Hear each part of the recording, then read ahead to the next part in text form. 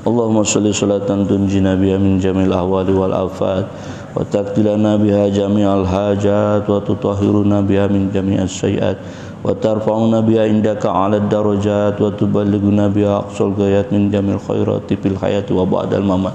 Innal ladina yubayyunaka yubayyinallahu yadullahu fawqa aydihim faman nakasa fa innama yankusu ala nafsi wa man awfa bima 'adallahu fa sayu'ti ajran 'azima. Allahumma inna nas'aluka salamatan fid din wa afiyatan fil jasad wa ziyadatan fil ilmi wa barakatan fil rizqi wa taubatan qoblal maut wa rahmatan indal maut wa maghfiratan ba'dal maut. Allahumma hawwin 'alaina fi syakaratil maut wan najata minan nar wal 'afwa indal hisab. Rabbana la tuzigh qulubana ba'da idh hadaitana wa hab lana min ladunka rahmatan innaka antal wahhab. Rabbana atina fid dunya hasanah wa fil akhirati hasanah wa qina adzabannar. Subhana rabbika rabbil izzati amma yasifun wa salamun alal mursalin walhamdulillahi rabbil alamin. Taqabbalallahu minna wa minkum. Taqabbal ya